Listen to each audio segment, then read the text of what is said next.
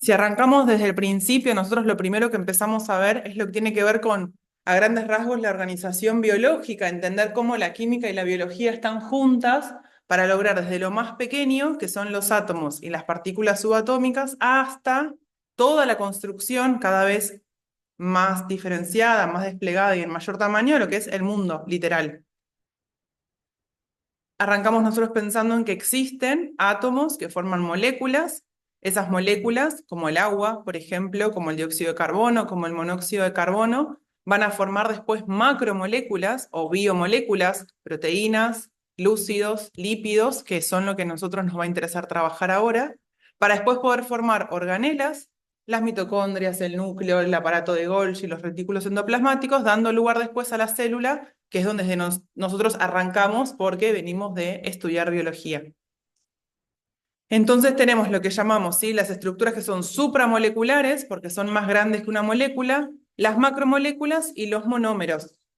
No es nada nuevo esto para ustedes, porque ustedes lo vieron en su momento. Si pensamos en monómeros o en unidades monoméricas, nucleótidos que después van a formar ADN, aminoácidos que van a formar proteínas, azúcares o monosacáridos que después van a formar polisacáridos. Y a su vez, el ADN va a formar como estructura mucho más grande los cromosomas, las proteínas formando parte de la membrana plasmática y los hidratos de carbono formando la pared celular. A grandes rasgos, porque no es que la membrana plasmática solo tiene proteínas, ¿no? Sino ahora vamos a ver que tiene otras cosas también. Obviamente, la estructura y la función que tenga cada célula es lo que va a determinar entonces que los organismos sean diferentes, ¿no? Por eso hablamos de diversidad. No va a ser lo mismo una célula muscular que una célula del pulmón, que una célula cardíaca. Ustedes cuando estudiaron biología el semestre pasado, tuvieron todas unas diapositivas que veíamos todos los sistemas. Vimos el sistema cardíaco, el respiratorio, todo lo que tiene que ver con el circulatorio, la piel, todo, y fuimos viendo las diferencias que había entre las distintas células, no para saberla de memoria ahora, sino para entender que son células diferentes, con funciones diferentes, con estructuras diferentes. Esto sí es muy importante para nosotros, ¿sí? Tenemos que poder diferenciar, es como lo repetitivo que va a ser todo el año para ustedes, pero poder diferenciar células procariotas de células eucariotas. Les marqué lo más grande, los cromosomas que están desparramados en la célula procariota no tienen núcleo, no tienen organelas adentro tampoco. Fíjense que esta es la estructura que a ustedes tendría que venírseles a la cabeza cada vez que a ustedes les hablan de una célula procariota. No hay nada, solo el material genético desparramado por ahí, tirado. ¿Qué tiene afuera, que es lo característico? No solo tiene una membrana externa, que es la membrana plasmática que nosotros conocemos en sí, sino que tienen pared celular. En general, las células eucariotas animales no tienen pared celular, sí lo tienen las plantas, pero la pared celular es característico de las procariotas. Entonces tengo que poder mirar una imagen y describir, por eso se los aclaraba acá, describir cuál célula es procariota, cuál es eucariota, por qué es procariota, por qué es eucariota, y conocer las diferencias que existen entre ambas.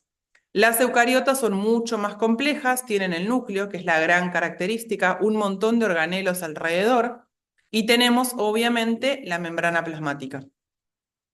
La estrella de nuestro semestre para trabajar nosotros, el semestre pasado era la célula, ahora va a ser el metabolismo celular. Todo el tiempo vamos a estar hablando de reacciones químicas, reactivos, productos, sustratos, enzimas, construyo, destruyo, síntesis, hidrólisis, todo el tiempo vamos a hablar de eso. Entonces, ¿qué es lo que nosotros llamamos el metabolismo? Cuando hablamos de metabolismo, yo hablo de la suma de todas las reacciones químicas que suceden adentro de una célula. Muchas las tenemos acá. Esto es lo que ustedes tienen y llaman en su cursada el mapa metabólico. Ese mapa ustedes lo van a usar el día del parcial. Lo que nosotros fuimos haciendo en las distintas clases y vamos a seguir haciendo es que ustedes aprendan a trabajar con el mapa porque van a ir a rendir con esto. Entonces tiene que ser una ayuda más que una desgracia. Si yo aprendo a sacar la información que el mapa me da, hay cosas que yo no necesito estudiarme de memoria y solo agregar distintas cosas, ¿no? Mirando el mapa, nosotros vamos a poder ir identificando después de a poco distintos ciclos y distintos procesos.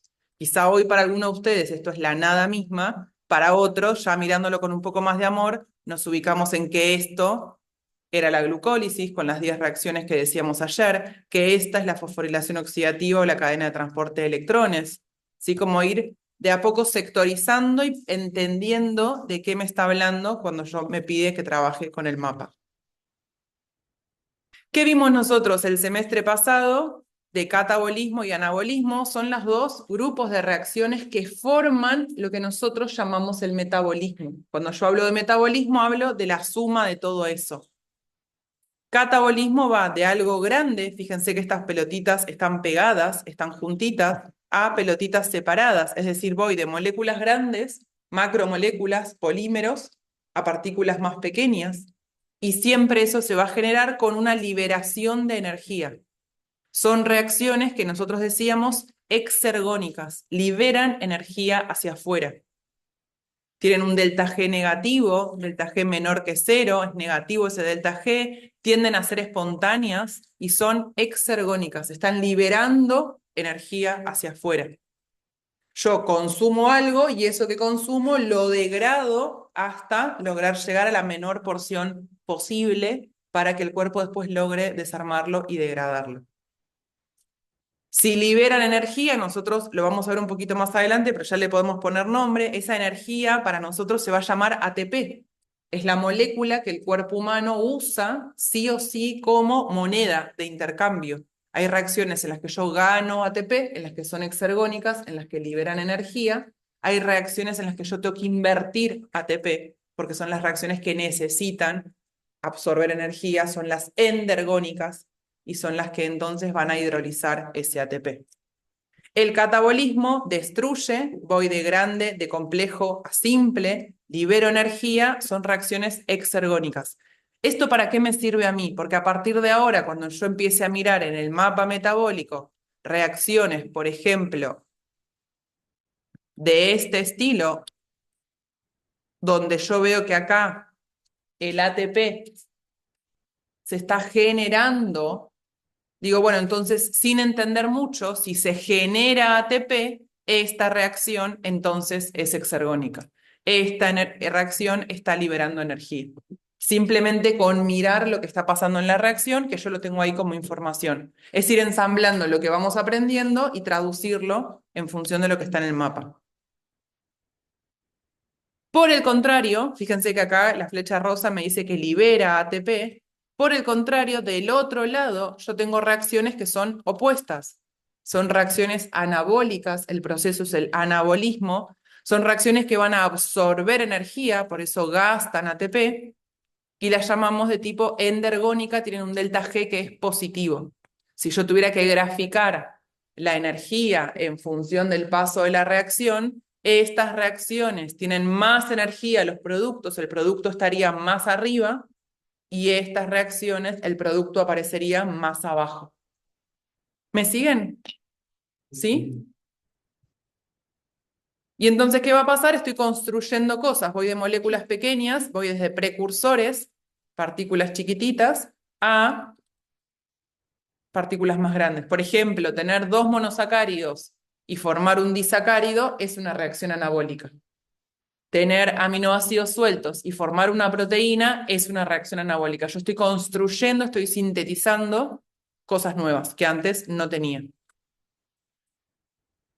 Todo el tiempo vamos a hablar de reacciones que sean catabólicas y anabólicas, sobre todo por si necesitan consumir o liberar ATP.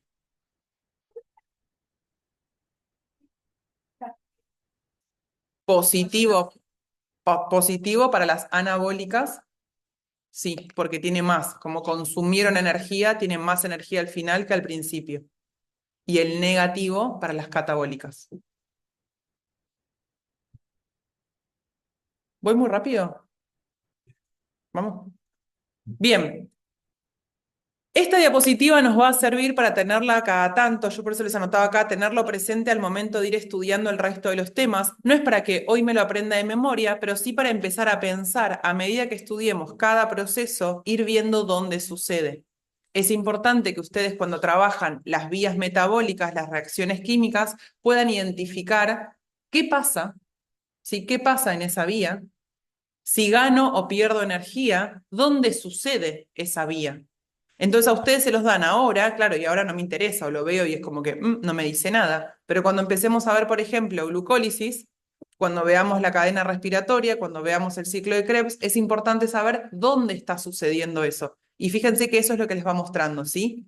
La glucólisis, la síntesis de ácidos grasos, la síntesis de aminoácidos, nos la propone en el citoplasma. O sea, dentro de la célula, pero afuera de todas las organelas. En cambio, la cadena respiratoria o la fosforilación oxidativa, que son sinónimos, la síntesis de ATP, que va a suceder ahí, el ciclo de Krebs, la beta oxidación, lo que es la oxidación de ácidos grasos, va a suceder en la mitocondria. La síntesis proteica, donde yo voy a generar esas proteínas, vamos a verlo mucho más adelante, para el segundo parcial, va a pasar en los ribosomas. La duplicación del ADN y la transcripción va a suceder en el núcleo, y como es una célula vegetal, es eucariota, pero es vegetal, tiene cloroplastos, que es lo nuevo para nosotros, tiene vacuola, que una célula animal no tiene, y en los cloroplastos va a suceder la fotosíntesis. Ustedes estudiaron y vieron fotosíntesis el semestre pasado cuando vimos biología nosotros. Todos los tipos celulares tienen una membrana. ¿Para qué me sirve la membrana? Fundamental para separar lo de adentro con lo de afuera. Es una bolsa que lo contiene, ¿sí? Separa lo de adentro de lo de afuera. La membrana es semipermeable. Hay cosas que van a atravesar, hay cosas que no van a atravesar. Y esa membrana lo que va a hacer es regula lo que hay adentro de lo que hay afuera y dice, vos podés pasar, vos no podés pasar, ¿no? ¿Qué cosas pasan y qué cosas no pasan? ¿Qué sustancias entran y qué sustancias no van a entrar? A simple vista lo que tenemos es esto, es una bicapa. Lo primero que ustedes ven son los fosfolípidos, que son estas pelotitas, son las cabezas polares con las colitas no polares. Esto está sumergido en agua. Hay partículas de colesterol y hay algunas partículas que son, estos son los ácidos grasos, pero vamos a ver que también hay hidratos de carbono acá. Tienen, ahora vuelvo a las membranas, pero esta foto. Esta es la foto que nosotros estudiamos y usamos para estudiar en biología cuando necesitábamos poder ver lo que era la estructura de la membrana plasmática. La clave son los fosfolípidos, decimos siempre bicapa, una capa arriba, la cabeza polar, las colas no polares. Del otro lado, la otra cabeza polar y las colas no polares. Es como si eran acomodados así con las manos. Los dedos son las colas, las muñecas son las cabezas. Lo no polar está con lo no polar, lo polar queda afuera rodeado de agua. En medio de eso, anclado a eso, hay proteínas, hay muchas proteínas. Algunas nos van a servir a nosotros porque son receptores, otras son proteínas canal, otras son transportadores. Hay lípidos también que están anclados ahí. El colesterol es el principal, pero hay algunos lípidos que están sueltitos por ahí. Y después van a haber hidratos de carbono que puede ser que estén sueltos y anclados en la membrana, o puede ser que esos hidratos de carbono estén combinados con una proteína o combinados con un lípido. Entonces, ese hidrato de carbono, ese glúcido, va a generar una glicoproteína o un glicolípido. Otra vez, no es para que ustedes lo aprendan de memoria, sí para que la foto les suene en su cabeza. Si yo tengo la foto a mano en el cerebro, cuando a mí me preguntan algo de la membrana plasmática, pienso en esto y puedo describir lo que está habiendo acá. Si nosotros hacemos un poco más de hincapié en los componentes, yo les agregué todo esto que está en azul, ¿no? Los fosfolípidos son lípidos de las membranas que son, sabemos, anfipáticos. Algo anfipático era que tenían una cabeza polar o hidrofílica, tenían afinidad por el agua, y una cola que era no polar o apolar. Y si apuntamos mucho más, teníamos un ácido graso que era saturado, sin dobles enlaces, por eso era lineal, y uno que está como truncado, porque es un ácido graso insaturado. ¿Qué es un ácido graso insaturado? Acá tenemos un doble enlace. Es como ir muy al detalle esto, pero esto ustedes lo estudiaron el semestre pasado, es como sacarle un poco el polvo y volverlo a tener presente. Entonces, ¿qué dijimos antes? Las cabezas polares hacia afuera, hacia adentro las colas que son hidrofóbicas o apolares, que es similar. Que algo sea apolar me está diciendo que no se va a disolver en agua, entonces yo voy a decir que es hidrófobo o hidrófugo. Y siempre doy el mismo ejemplo, los techos y las paredes las pintamos con una capa o una membrana que sea hidrófoba o hidrófuga para que el agua no filtre. Tenemos las proteínas, algunas que son transmembranas, que la atraviesan una vez, dos veces, tres veces, otras que son más bien periféricas. Y otra molécula que es muy importante es el colesterol. En función de cuánto colesterol, a mí me va a hablar de la fluidez de la membrana. Cuanto más colesterol tenga, más fluida va a ser esa membrana. Si pensamos en cómo está formado la célula humana, esa membrana plasmática va a tener el 50% son proteínas, aunque no parezca, el 40% son lípidos y un 10% pequeñito van a ser glúcidos. Esa es la estructura que ustedes tienen que tener siempre en la cabeza de la membrana plasmática. Porque todo el tiempo vamos a hablar de pasa la membrana, atraviesa la membrana, sale de la membrana, hay un, no sé, en el espacio intermembrana, y yo necesito ubicarme qué está pasando en la membrana y cómo está formada esa membrana. ¿Para qué me servían a mí las membranas? Bueno, las proteínas son las que van a definir la funcionalidad de la membrana biológica. En función de qué proteínas yo tenga y cómo estén acomodadas, a mí me va a hablar de qué función va a tener esa membrana y qué es lo que va a hacer la membrana. La primera función que tienen todas las membranas es separar. Decimos esto un límite, lo de adentro, lo de afuera, una gran bolsa que hace que no estén desparramados todas las organelas por el fluido mismo. Y lo otro que genera, aunque ya no quiera, es una barrera de permeabilidad. Vos pasás, vos no pasás. Vos pasás, vos no pasás. Todo el tiempo va controlando eso, ¿no? Quiénes pasan y quiénes no pasan, que ahora lo vamos a ver más en detalle. A su vez me va a ayudar a mí a organizar, porque yo logro tener, por ejemplo, membranas en los distintos organelos y me organiza las funciones de cada uno de ellos. Me ayuda para el transporte. Vamos a ver que hay proteínas que llamamos canal, donde pasan, van y vienen los sustratos, y hay proteínas que son transportadoras, que son específicas para algún compuesto en particular. Van a detectar señales cuando están en la membrana plasmática de alguna proteína, es como si fuera un buzón que tengo en la puerta, llega alguna señal y esa señal después se desparrama hacia adentro de la célula, y ayudan también las proteínas a que tengan interacción entre ellas. Las células no están solo sueltas, sino que hay células que entre ellas, por ejemplo, las células de la piel, están vinculadas unas con otras. Si no estuvieran vinculadas, me descamaría. Hay personas que tienen una patología en alguna de las proteínas que están anclando las células de la piel y por eso tienen una enfermedad que se les descama la piel, por ejemplo, ¿no? Entonces, cuanto más activa sea mi célula, más activa va a ser mi membrana y entonces más proteínas va a tener. Una célula que es muy tranquila, que no genera, no tiene muchas acciones metabólicas, va a tener pocas proteínas porque va a tener poca función ella misma. ¿Hasta acá? ¿Vamos? Bien. Si lo pensamos tipo a modo de micro resumen, ¿para qué me sirven las proteínas? Dijimos como transportador, como anclaje, la doble línea gris es la bicapa y me va mostrando las proteínas para qué me sirven. Como receptores, este es el receptor, es el buzón, llega una molécula que está específicamente vinculada con este receptor y se transmite una señal hacia adentro, o funcionan, que son parte de nuestra estrella de este semestre, como enzimas. Las enzimas lo que hacen es ayudan a que una reacción suceda. Tengo X, que es mi sustrato, gracias a la enzima paso a tener Y, que es mi producto. Si nos preguntaran cuáles son las funciones de la membrana celular, bueno, tiene tres que son generales, ¿sí? Uno dijimos que era aislar el contenido, otro es regular el intercambio y el tercero es comunicar las células entre ellas. Lo que más nos importa ahora prestar atención a nosotros es lo que tiene que ver con el intercambio de sustancias que hay, con no solo la comunicación, sino qué pasa y qué no pasa a través de la membrana. Y para eso existen dos transportes que nosotros tenemos que tener bien claros. Uno es el transporte pasivo, otro es el transporte activo. Cuando yo estudio el transporte pasivo, la clave del transporte pasivo no es que no requiera energía. La clave del transporte pasivo es que es un movimiento de sustancias a través de la membrana a favor del gradiente. Eso es lo importante. Yo digo que un transporte es pasivo cuando hay sustancias que se mueven a favor de su gradiente, donde hay más hacia donde hay menos. Siempre. No va a requerir aporte de energía, podemos decir que es espontáneo, pero no es lo que los define. Si a ustedes les preguntaran el 28, el día del parcial, definir transporte pasivo, lo primero que dicen no puede ser que no requiere aporte de energía. ¿Eso es real? Sí, pero no es lo que lo caracteriza.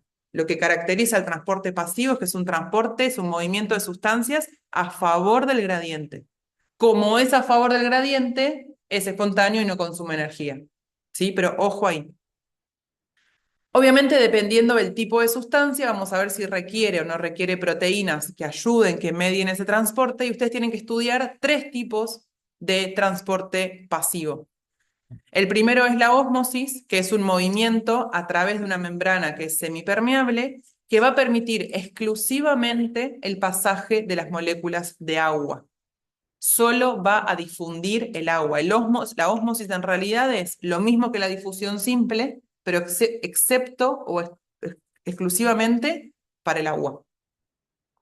Esa es la diferencia en realidad, ¿sí? ¿Ósmosis es una difusión simple? Sí. Si es solo en el caso del agua, se llama ósmosis. Entonces, ¿qué va a pasar? De donde hay más agua a donde hay menos agua, va a pasar. Va a atravesar la membrana el agua. De una solución que es más diluida, tiene menos soluto, pero tiene más agua, a una solución que es menos diluida. Pasa el agua para lograr compensar las concentraciones. Eso es lo que va a hacer. La difusión simple son moléculas que van a poder atravesar la membrana plasmática sin ayuda. ¿Qué va a pasar? Si son hidrófobas o hidrofóbicas y si son pequeñitas, van a poder atravesar esa membrana plasmática. Entonces, ¿por qué? Porque se van a disolver en ese interior que decimos nosotros que es hidrofóbico. Cuanto más chiquitita, cuanto más hidrofóbica sea la molécula, más fácil va a atravesar esa membrana plasmática. ¿Qué cosas pasan? Bueno, moléculas decimos no polares o apolares, como el oxígeno, el dióxido de carbono o el nitrógeno, o moléculas polares que no tengan carga. Una molécula cargada es una molécula polar, es un ion, no puede atravesar la membrana, puede ser la urea, puede ser el etanol. Son moléculas que no van a generar gasto de energía porque es un transporte que decimos que es pasivo y va a tener que pasar sí o sí a favor de su gradiente de concentración. ¿Sí? A favor de su gradiente de concentración. El agua es chiquitita, pasaría igual y lo estudiamos en la ósmosis. Insisto, la ósmosis es un caso especial de la difusión simple. Y finalmente tenemos la difusión facilitada, que si algo difunde es que algo pasa, atraviesa, eso es que algo difunda. Yo tengo un charco de agua, le pongo un trapo, el agua se absorbe por las fibras del trapo, está difundiendo, está atravesando las fibras del trapo. Cuando es facilitada, le generamos una ayuda. Necesitamos darle una ayuda para que estas moléculas, que no pueden pasar solas, evidentemente, logren atravesar la membrana. 2 formas distintas: canales, que son poros, agujeros, túneles, o carriers, que son transportadores. No es lo mismo. El canal está cubierto de agua adentro, entonces logra que pase una molécula que sea hidrofílica o un ion. Es una proteína que está encastrada en la membrana plasmática, adentro tiene agua y logra que pase entonces una partícula cargada o una partícula que sea hidrofílica. Las proteínas carrier son específicas. Hay, por ejemplo, un transportador para glucosa. Para que la glucosa que está en la sangre pase y atraviese y entre a la célula para atravesar la membrana plasmática, usa un transportador que se llaman GLUT. GLUT2, GLUT3, GLUT4 son transportadores carrier que ayudan a que la glucosa entre. ¿Por qué no entra sola? Porque tiene tantos grupos oxidrilos, OH, que es polar. Entonces no puede atravesar la membrana, que es hidrofóbica. Y por el contrario, tenemos lo que llamamos el transporte activo. El transporte activo lo que hace es, al revés, ¿no? Mover sustancias en contra del gradiente de la concentración. Va a generar una necesidad de aporte de energía y va a requerir de proteínas transportadoras. Tenemos 2 tipos. El más fácil es lo que llamamos el primario. En el primario, ¿qué me va a pasar a mí? Esto, yo quiero transportar algo en contra de su gradiente de concentración. Si a mí me están mostrando que tengo mucha concentración de protones de este lado, afuera, poca concentración de este lado, entonces para poder bombear los protones hacia afuera, tengo un transporte activo primario. ¿Por qué? Porque consumo energía, específicamente consumo ATP. Ese es el transporte activo primario. El secundario se acopla una reacción a otra y yo uso un gradiente que sea electroquímico de otra sustancia como fuente de energía. Ejemplo, estos protones que están acá hay muchos protones, porque me dice que tengo alta concentración. Cuando estos protones quieran entrar, están entrando a favor de su gradiente. Y esto a mí me brinda una energía que me ayuda a que esta sacarosa pueda entrar a la par del protón. ¿Cómo entra la sacarosa que está entrando en contra de su gradiente? Gracias a la energía que brinda el transporte de los protones a favor de su gradiente. Y no es que acá se genera ATP, no se genera nada de ATP, pero esto brinda una energía necesaria que la sacarosa la aprovecha y entra. Si entran los dos en la misma dirección, se llama simporte. Si entran cruzados, se llaman antiporte, que lo dice acá. Si tienen la misma dirección, sí, son simporte, y si tienen contraria dirección, se llama antiporte. Uno seguro que va a entrar en contra de su gradiente de concentración, y el otro veremos qué es lo que hace. Y esto es pensarlo al revés. Acá lo que tenemos son los tipos de transporte: difusión simple, difusión facilitada, que es el canal, fíjense, este es el poro que se armaba, el carrier o el transportador, que es diferente esto que esto, y para el transporte activo también yo voy a necesitar un transportador. Pero ¿cuál es la diferencia entre la difusión facilitada y el transporte activo? El transporte activo gasta energía y a su vez este va en contra de su gradiente. Tengo menos cuadraditos acá que acá. En cambio, en la difusión facilitada voy a favor de su gradiente. ¿Qué necesito? Energía. ¿Qué energía puede ser? O consumo ATP, transporte activo primario, o que haya un movimiento de electrones, o que haya un movimiento de otra sustancia que a mí me brinde justamente esto. ¿Qué dice acá? Dice cadena respiratoria y fotosíntesis. Les está diciendo que eso es lo que pasa en la cadena respiratoria o en la fotosíntesis.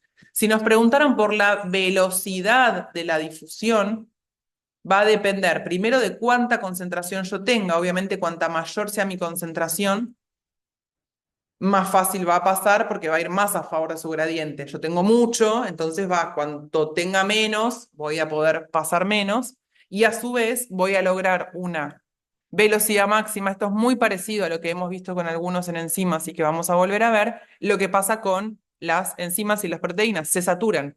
Si yo lleno todos mis transportadores, es como que tengo todos los carritos que pueden meter sustancias si le conviene al cuerpo. Entonces, esa es la velocidad máxima. En cambio, en la difusión simple, ¿de qué va a depender la velocidad? Del gradiente de concentración. Cuanta mayor diferencia tenga entre un lado y el otro, más fácil va a ser esta difusión.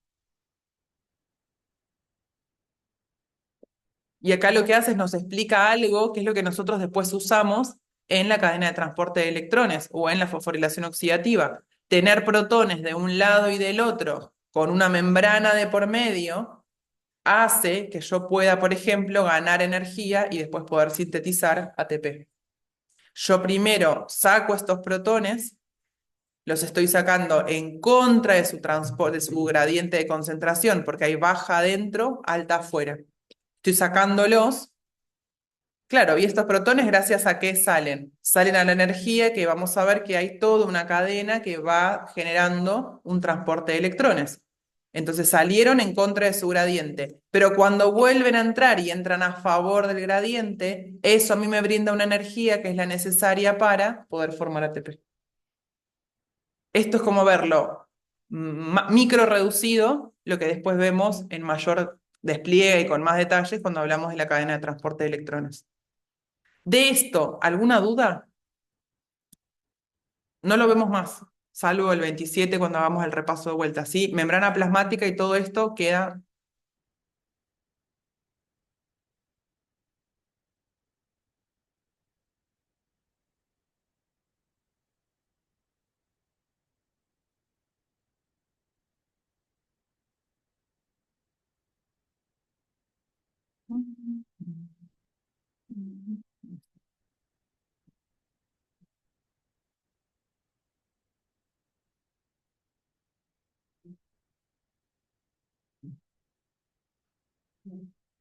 Bien.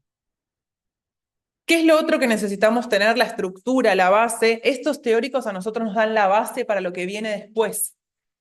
Por eso lo que fui haciendo con algunos que ya vimos lo general, les voy metiendo detalles y cosas que antes no habíamos profundizado, no habíamos visto tan al detalle, porque ahora ya tenemos una idea de algo y los que se suman ahora tienen la posibilidad de hacer como todo el repaso. Si nosotros pensamos en proteínas, tengo que poder pensar muchos aminoácidos, existen 20 aminoácidos, decimos que son proteinogénicos porque son aminoácidos que van a dar lugar a la síntesis de proteína.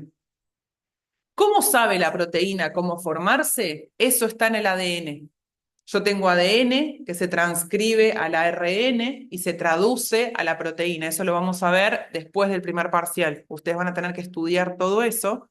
Pero lo que es importante es que la proteína sabe qué aminoácidos necesita juntar. Hay solo 20 y los arma en función de la secuencia que esté escrita en el ADN. Entonces puede ser que repita o puede ser que de esos 20 va juntando pelotitas y va armándolo.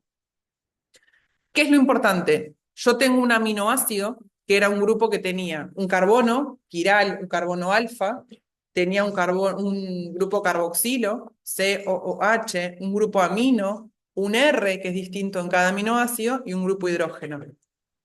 Para que se forme un enlace peptídico, yo voy a perder agua, es decir, tengo un aminoácido, tengo otro aminoácido, para que se forme el dipéptido y se empiece a formar la proteína. ¿A qué me refiero con dipéptido? Tengo solo la glicina, le sumo el aspartato, formé un dipéptido. Le agrego la arginina, ahora tengo un tripéptido. Le agrego después la cisteína, le voy sumando distintos aminoácidos. Eso se forma mediante un enlace que es peptídico. ¿Cómo se forman las proteínas? Por enlace peptídico entre el carboxilo y el amino de cada uno de los aminoácidos. En esa formación del enlace peptídico, ¿qué es lo que me pasa a mí? Pierdo una molécula de agua. Y hoy lo que yo no logré hacer con ustedes fue, no sé cómo meterle imágenes al PDF ese. Esto. Pero por eso se las copié y se las mandé ahí. Esto es un aminoácido cualquiera, random. No me importa cuál es el aminoácido, pero este aminoácido para unirse con el otro, ¿qué voy a hacer? Voy a perder una molécula de agua y se va a condensar y se va a formar el enlace peptídico. Ustedes el semestre pasado tenían en uno de los prácticos que marcar, miraban la proteína y marcaban enlaces peptídicos. El enlace peptídico está dado ¿dónde? Entre el carbono, que tiene un doble enlace con el oxígeno, y el nitrógeno de la otra molécula. Se llama condensación. Si yo quiero romper esto, se llama hidrólisis. Hidrólisis es para la derecha, rompo el enlace, condenso, le quito agua, voy para la izquierda. Voy para la izquierda, rompo la molécula, le agrego agua, le quito agua, es una deshidratación, estoy condensando los enlaces.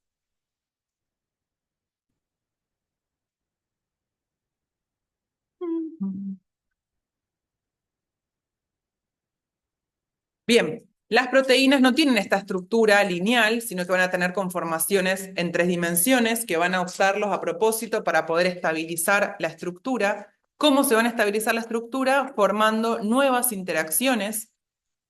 Y esas nuevas interacciones estaban escritas, son estas.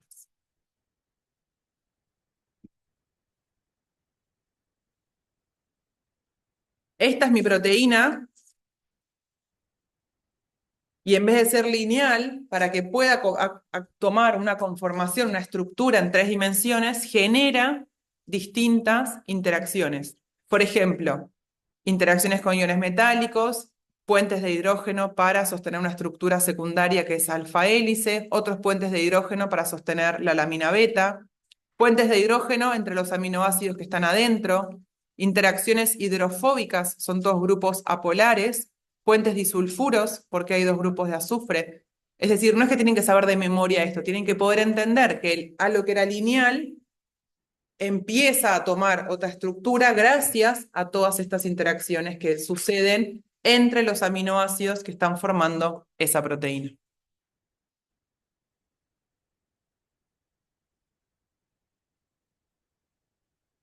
Las proteínas que teníamos nosotros además Estructura secundaria, terciaria y cuaternaria. Solo para tenerlo en cuenta, por si después lo vuelven a mencionar, ustedes tienen que poder tener bien claro qué es la diferencia entre la hélice alfa y la hoja beta, ¿sí? Esta es la estructura secundaria, esta es la hélice alfa, es un rulo, y esta es la hoja beta. ¿Esto qué hace? Ayuda, se estabiliza, y ¿gracias a quién? Enlaces de hidrógeno. Eso es lo importante. Existen en la vida cotidiana, la hoja beta existe en nuestra vida, la hélice alfa también, y después existen combinaciones entre ellas. La estructura terciaria estaba dada por alfa hélice, alfa hélice, alfa hélice, no sé, hoja beta o hoja beta, hoja beta, hoja beta, hoja beta, una alfa hélice. Si yo las combino entre ellas, llego a la estructura terciaria también.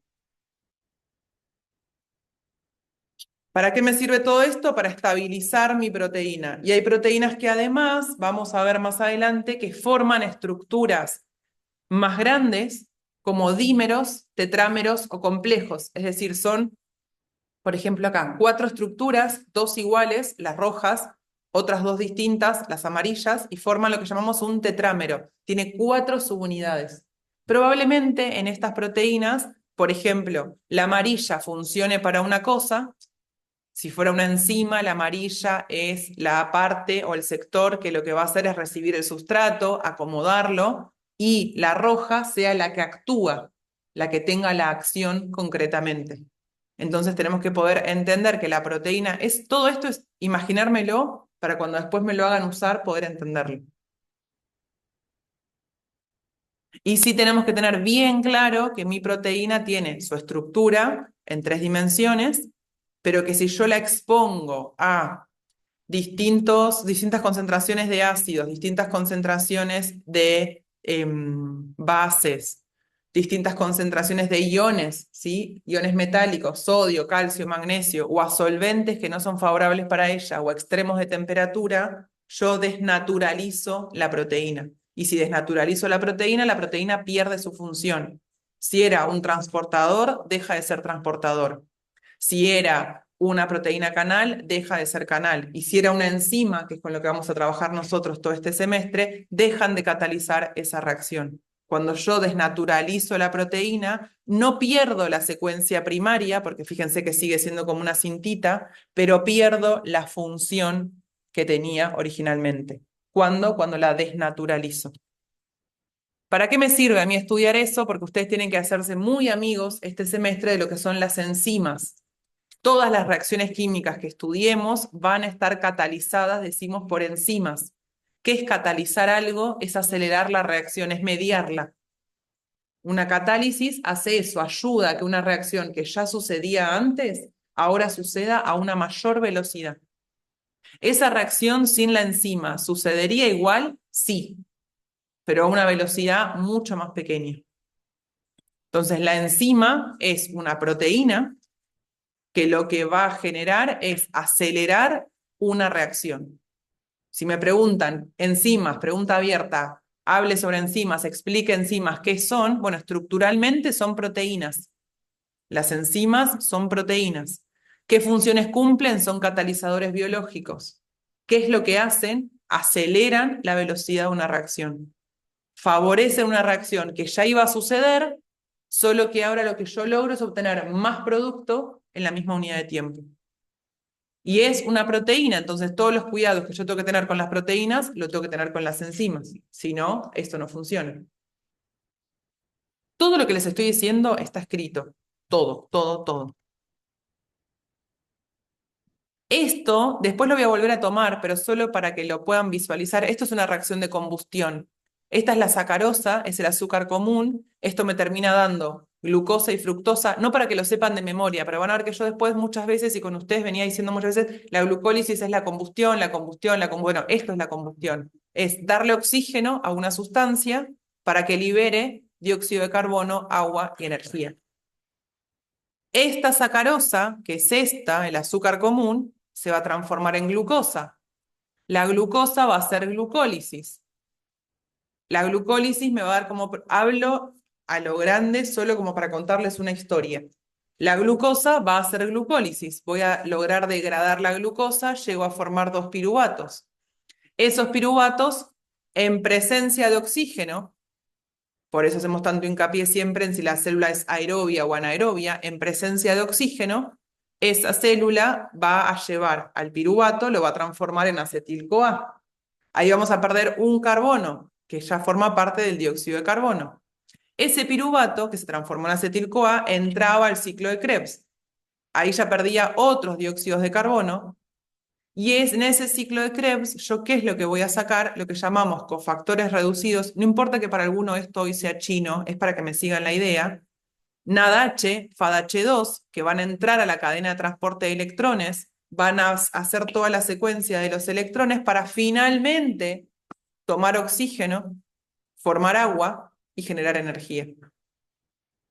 Entonces, si miramos esto, acá en el medio está la glucólisis, la descarboxilación del piruvato para dar acetil-CoA, el ciclo de Krebs y la cadena de transporte de electrones. Todo eso está explicado acá.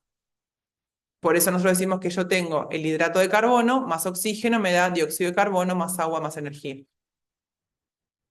Eso sería como la ecuación. ¿Para qué me ayuda a mí la enzima? Para aumentar la velocidad.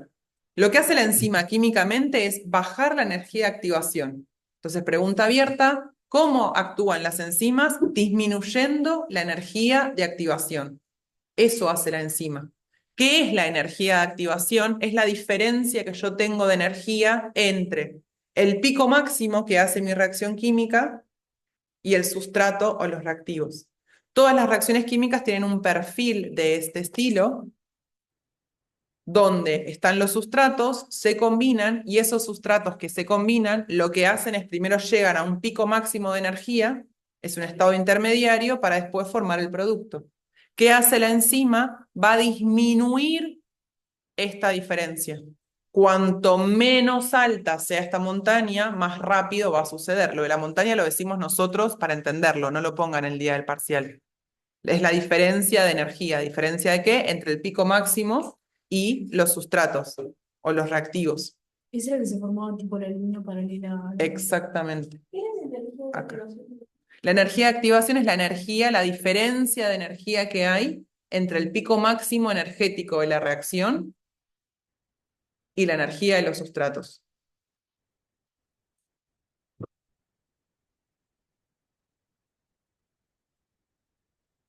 Ahí les muestro otra cosa que les va a ayudar.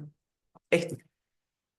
¿Qué es la energía de activación? Es la energía entre el sustrato y el pico máximo de la reacción. Esa es la energía de activación, la diferencia. ¿Qué hace la enzima? Baja esa diferencia, como que acorta distancias. La curva roja es una curva con enzima, la curva negra es una sin enzima. Entonces la enzima lo que hace es disminuye la energía de activación, por eso le aumenta la velocidad de la reacción. No es que la mira la reacción y le dice, dale, dale, más rápido, más rápido. No, genera algo químicamente que hace que suceda más rápido.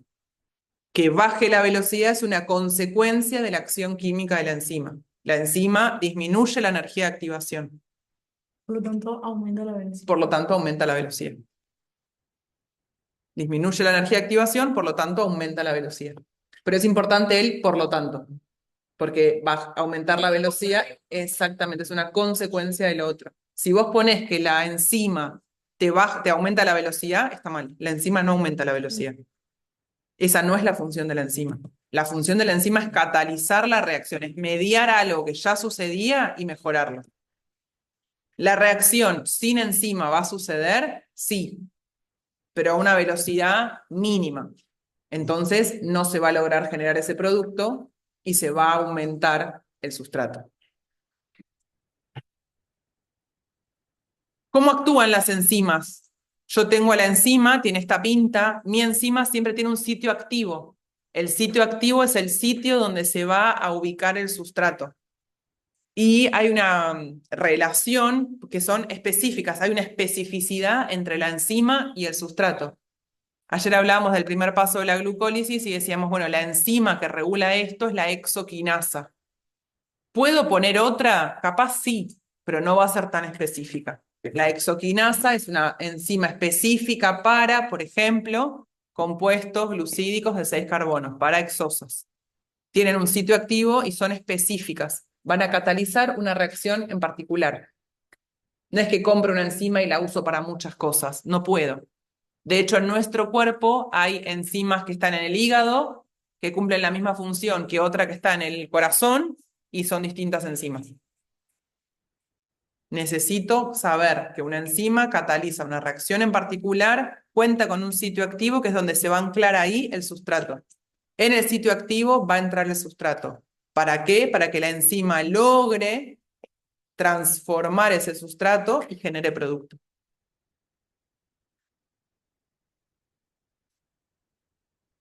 ¿Cómo fue lo que dijiste la frase última?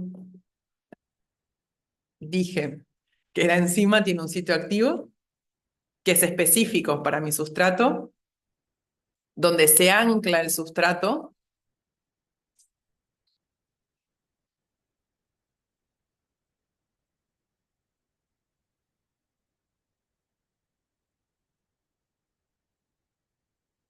y allí se transforma dando lugar al producto.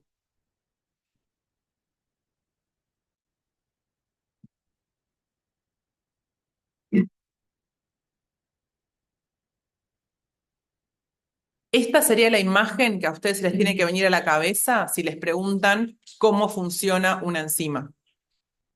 Esta imagen. La enzima sola, la enzima que se va a unir con el sustrato, que químicamente la expreso así, E más S, enzima más sustrato.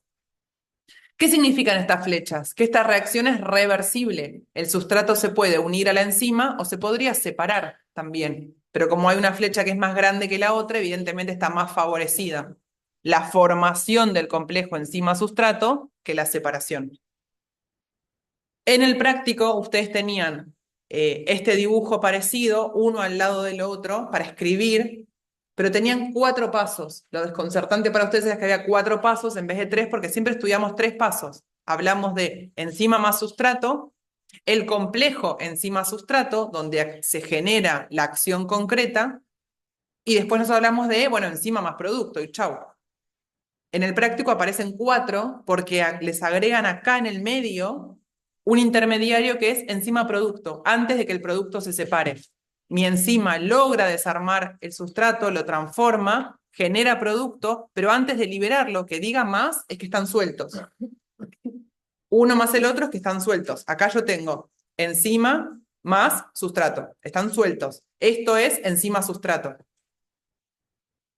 Acá yo tendría enzima producto, porque estoy rompiendo esta unión de la glucosa y la fructosa, y después tengo enzima producto. Por eso en el práctico aparecen 4 pasos y no 3. Lo mismo, este es el gráfico que se les tiene que venir a ustedes a la cabeza cuando les hablan de la función de las enzimas, y esta es la ecuación o la reacción química que ustedes tendrían que poder pensar. La enzima se une al sustrato. La enzima que es específica, que es una proteína que va a bajar la energía de activación, se unen. Forman un intermediario. Después el sustrato ahí mismo, como en esa cajita, se transforma en producto y después la enzima lo libera. O sea, cuando están juntos, el sustrato, cuando se separa, es producto. No, no tiene que ver eso. No, no tiene que ver. Porque sustrato es antes de modificarse. Cuando están juntos, está escrito junto. Ahí, Cami. Cuando están separados, hay un más en el medio. Es como yo te dijera, permiso. Sí. Esto es enzima más sustrato. Esto es enzima sustrato. Acá pasa algo, la reacción química. Esto es enzima producto. Esto es enzima producto. Yo entré con tapita verde, salgo con tapita violeta. Cuando están juntos, lo escribo tal cual, EP, ES. Y cuando están separados, le digo enzima más producto o enzima más sustrato. Y la flechita que va, digamos, para atrás, quiere decir que se puede revertir. Sí, Puede revertir. sí, se puede revertir. No, Se puede revertir, eso sería reversible, pero eso es real, se puede revertir, es reversible, pero como hay una flecha que le gana a la otra, hay mayor tendencia, no se dejan pasar una, ¿eh? no. No se puede vivir acá, hay mayor tendencia en el complejo enzima-sustrato que en la combinación separada. Y fíjense que una vez que se formó la enzima y el sustrato juntos, ya esa reacción es irreversible. No tiene doble flecha, tiene una sola. Una vez que se transforma, porque este proceso donde se transforma la tapita verde en violeta, ya es irreversible, ya no puedo volver para atrás.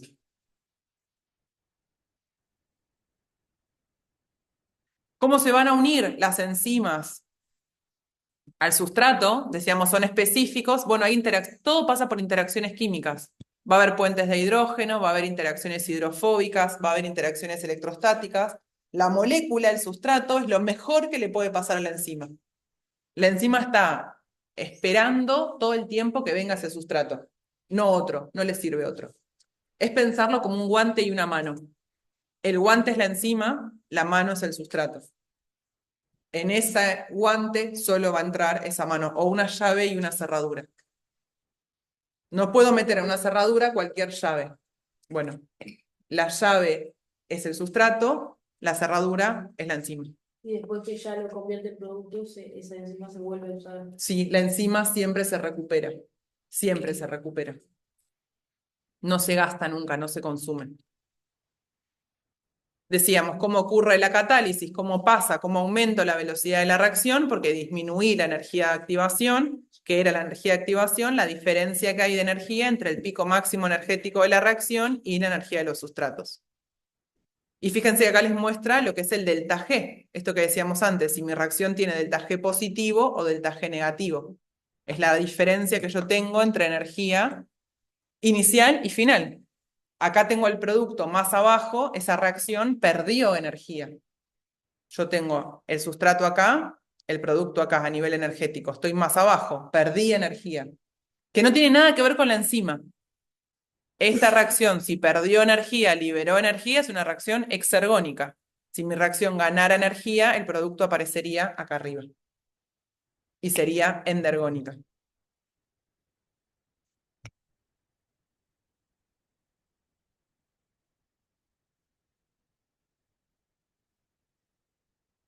Cuando yo tengo que buscar una enzima que posea un mejor sitio activo, la intencionalidad es ver que esos reactivos puedan acomodarse de la mejor forma posible adentro de esa enzima. Eso es lo importante. Sería como esos juegos de encastre que tienen los nenes, que son los baldecitos que tengo que meter el cuadrado en el cuadrado, el círculo en el círculo. Bueno, es lo mismo que eso. ¿Qué es lo nuevo para nosotros acá, que nosotros no lo estudiamos antes? Lo que llamamos la cinética enzimática. Cuando hablamos de cinética enzimática, nosotros trabajamos con la velocidad de la reacción. Yo quiero ver, bueno, cómo se forma esa reacción. Sé que la enzima va a bajar la velocidad, va a aumentar la velocidad de la reacción porque baja la energía de activación. Genial. ¿Cómo lo logra eso?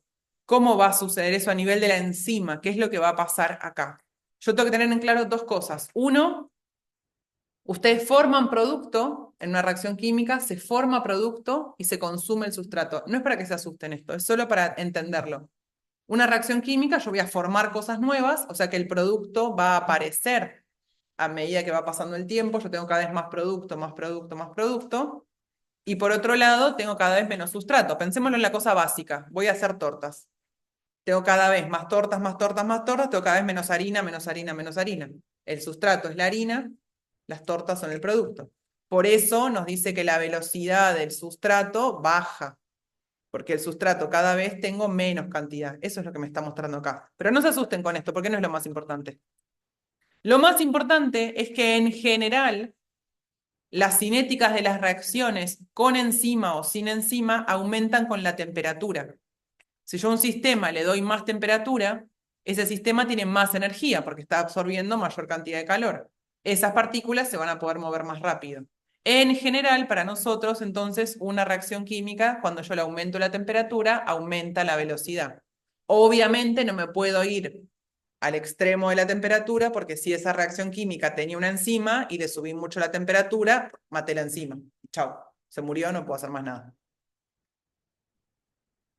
Vieron que cuando cocinamos con levadura siempre hablamos de usar agua tibia, no usamos agua hirviendo, porque si uso agua hirviendo, la mato. Bueno, tiene que ver con esto. La velocidad de la reacción que esté mediada por una enzima, ¿de qué va a depender? Del pH y la temperatura. Esto es fundamental para ustedes. Yo no puedo usar cualquier pH y cualquier temperatura. Cada enzima tiene una temperatura óptima y una una concentración de protones, un pH óptimo, que no es para todos igual.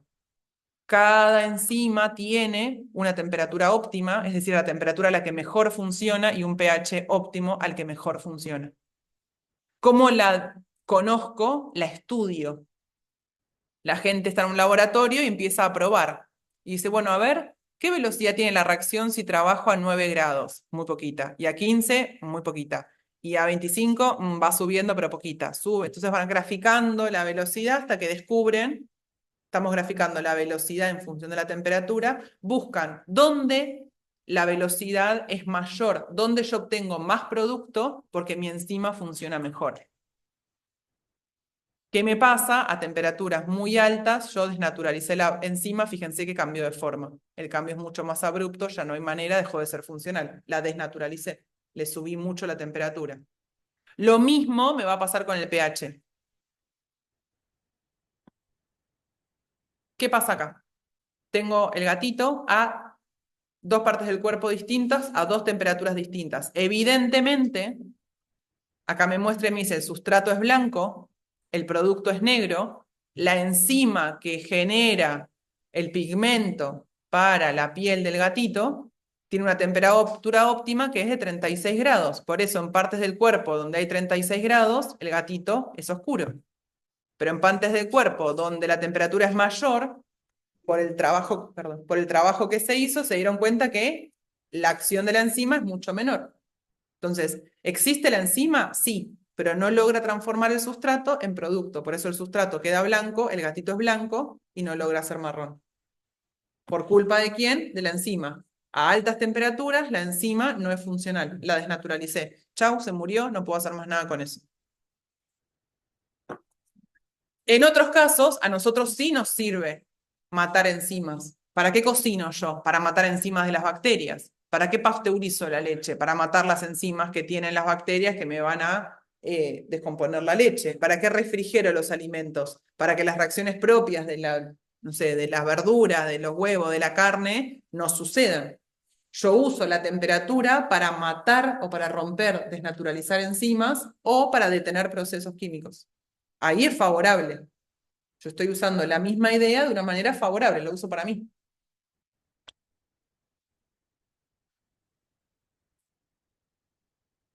Lo mismo va a pasar con el pH. Lo que ustedes tienen que entender es por qué el pH desnaturaliza la enzima. Esta es mi enzima. Acá está funcionando fantásticamente, a su pH óptimo. Si le bajo mucho el pH, le aumento mucho la concentración de los protones, protono los grupos carboxilos, por ejemplo, que hay entre los aminoácidos, y se pierde el enlace de hidrógeno, el puente de hidrógeno que había antes. Por protonar de más, yo pierdo interacciones. Pierdo interacciones, pierden su forma. Es como yo cortara las uniones que había. Y si agrego, lo llevo a un pH muy alto, con mucha concentración de oxidrilos, me va a pasar lo mismo. Estoy desnaturalizando la enzima, estoy desnaturalizando la proteína, la estoy exponiendo a pHs a los cuales ella no puede trabajar. Por eso las enzimas son específicas. La enzima del estómago no puede trabajar al mismo pH que el pulmón ni que el hígado, porque en el estómago tengo un pH que es mucho más bajo, sí o sí. O sea, Primero baja, mira Jiménez, primero baja la actividad, ves que va bajando, y finalmente en los extremos se desnaturaliza. Cuando ya no hay actividad es porque ya la enzima la maté, no tengo forma de hacerla trabajar. Si yo a la levadura le agrego jugo de limón, probablemente mate la levadura y ya no me funcione a mí.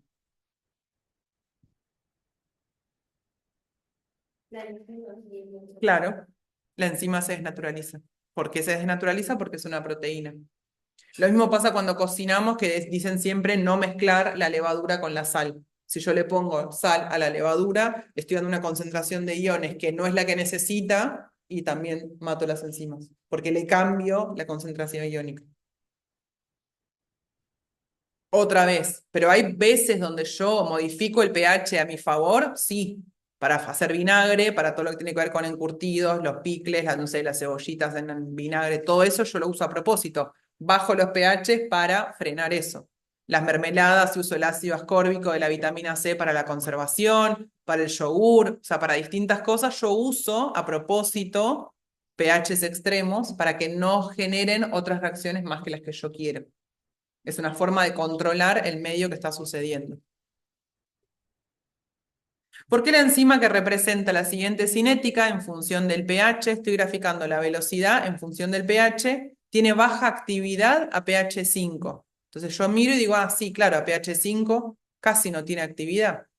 Sí, ¿por qué? Porque el pH óptimo, ¿cuál era? 7. Yo le cambié el pH y automáticamente cambia entonces la posibilidad que esa enzima tiene de trabajar. Y si le cambiara la temperatura, es algo muy parecido. ¿Cuál crees que es la temperatura óptima de las enzimas en humanos? ¿Por qué? Sí, ¿por qué? Porque si no se podía exceder porque no podía. Es la temperatura corporal que yo tengo en general. ¿Sí? La temperatura óptima de enzimas en mi cuerpo humano va a ser la temperatura de mi cuerpo normal. Por eso la fiebre decimos siempre que es un mecanismo de defensa. El cuerpo aumenta la temperatura para romper, desnaturalizar todas las enzimas que sean externas a su cuerpo. Por eso está bien tener fiebre en realidad, excepto que obviamente, como decimos siempre, nos pasemos de rosca, porque cuanto más temperatura tiene mi cuerpo, mis propias enzimas también dejan de funcionar.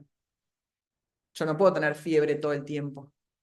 Es como que al tener fiebre hace que la bacteria o el virus que tengamos nos siga afectando más. Claro que no se puede seguir reproduciendo. Sí, por eso la fiebre es un mecanismo de defensa, sí.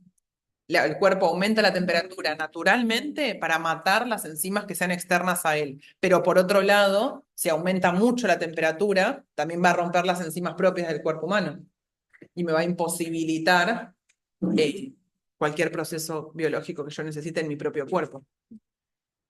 Por eso, en general, cuando estamos enfermos con fiebre, bajamos de peso, porque aumenta la temperatura y no se puede absorber nada de lo que estamos consumiendo. Muchas veces pasa eso. El cuerpo no tiene su funcionamiento natural, fisiológico, porque está en una situación de una patología. Su mecanismo de defensa, a la vez, va en contra del mismo. Por eso tampoco, sobre todo los bebés, no pueden tener 3, 4 días 40 grados de fiebre, porque les hace mal. Su propio proceso natural no está sucediendo. Sus propias células después son las que se pueden arruinar.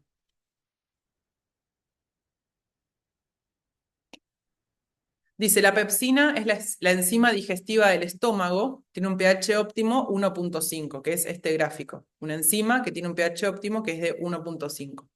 Los refrescos cola tienen un pH muy ácido, la Coca 2.6, la Pepsi 2.5. ¿Por qué crees que estas bebidas se han asociado a bebidas digestivas? No era porque se acercaba al pH que tiene el agua. No, porque tiene 2.6 y 2.5. El pH del estómago, ¿no? Se acerca al pH del estómago. Como el pH del estómago está aproximadamente a 1.5 y ellas se acercan, la gente en algún momento, o no sé, habrá sido más una línea de publicidad, se suponía que si vos consumías coca, era una bebida que te iba a favorecer la digestión mucho más que si consumís agua que tiene un pH de 7. Obviamente no es real, porque el contenido en azúcar que tiene es altísimo, pero sí es pensarlo a nivel del pH. Yo miro el pH y digo, tienen un pH similar, actúan de manera similar. Entonces, ¿qué son las enzimas? Catalizadores biológicos. Catalizan reacciones químicas, están adentro de nuestro cuerpo y están funcionando todo el tiempo. ¿Cómo actúan? Disminuyen la barrera de activación, bajan la energía de activación. ¿Qué efectos hay en el medio sobre estas enzimas? El pH y la temperatura que van a afectar la estructura. Tengo un pH óptimo, tengo una temperatura óptima, si yo no lo trabajo así y lo pierdo, después yo no logro que esa enzima actúe como idealmente. Y ustedes después tuvieron otra cosa.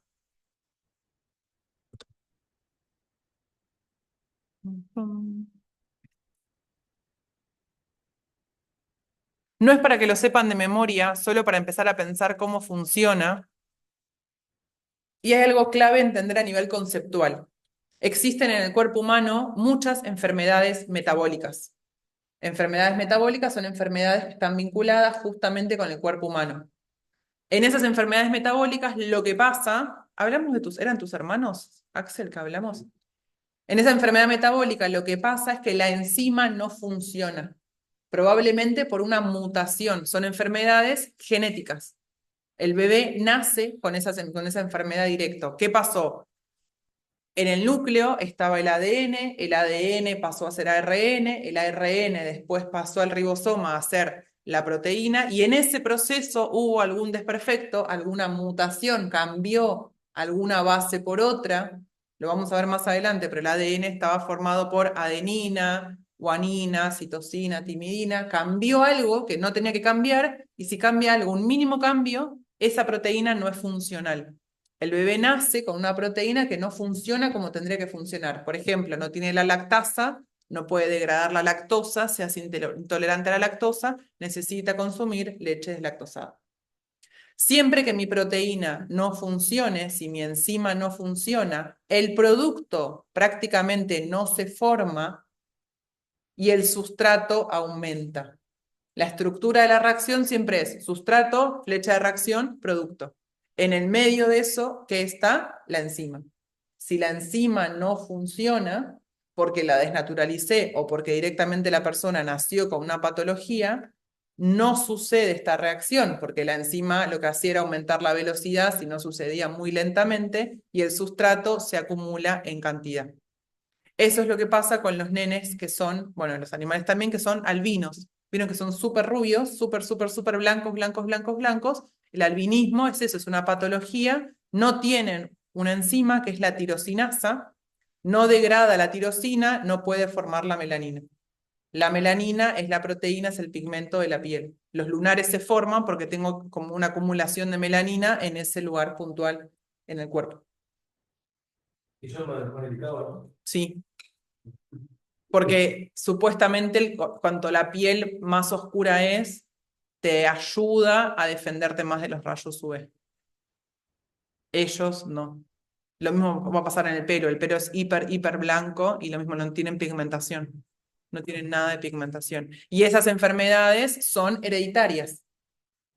Dependiendo lo que nosotros estudiamos el semestre pasado, si eran recesivos, genes recesivos o genes dominantes, puedo necesitar a la mamá y el papá con esa mutación, o a veces solo con uno, ya lo heredo y chau.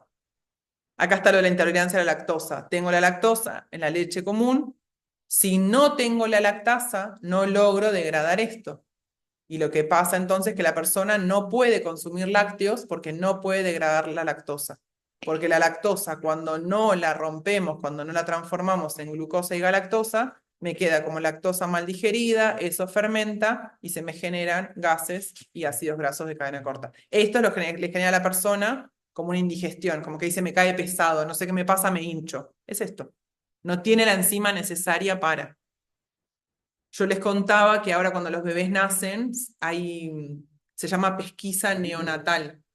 Se le saca sangre al bebé y hay ciertas enzimas que se le buscan, de ahí salió, que se le buscan de la nada, por ejemplo la fenilcetonuria. Tiene una enzima, hay que ver si el paciente tiene la enzima o no. La persona no puede vivir como si nada sin ciertas enzimas. Si no las tiene, hay que tomar alguna restricción o decisión. Pero hay cosas que se deciden, se les buscan al bebé en cuanto el bebé nace. Pero ¿por qué cuando, por ejemplo, mi abuelo cuando era chico tomaba leche locionada y hoy en día él dice que tiene lactosa? Puede ser que haya tenido lactasa antes y que ahora no tiene más. Puede ser que antes tenía la enzima y que ahora ya no la tiene. O sea, la puedes tener, pero se puede Sí, la puede haber perdido. Sí, la podés perder. Sí. Sí, o alguna otra enfermedad que hace que, no sé, te elimine la enzima. Me dice André que su abuelo antes consumía leche sin problema y ahora le cae pesada la leche. ¿Por qué? Hay patologías que se activan, se despiertan en algún cierto momento. No que vos nacés siempre. Algunas sí, como los celíacos, ¿sí? Por ahí me pasa, pero no sé si es por el tiempo que en verano o a partir de primavera la leche me cae mal. Pero después en invierno no. No. No sé, es como que ponerle tomo leche deslactosada y está todo bien. Y en verano tomas leche En deslactosada y te verano, cae bien. leche deslactosada y está todo bien. Y en invierno Y tomas en leche invierno, común. tipo otoño, ahí ya no. Es tipo como esa temporada de Solo calor. la pero vacaciones eso- encima. Sí, no sé, es como raro. Sí, Y nunca lo consultaste a eso tampoco, ¿eh? Un gastroenterólogo. Que me ha gustado los Claro, sí, pero qué fiaca, ¿no?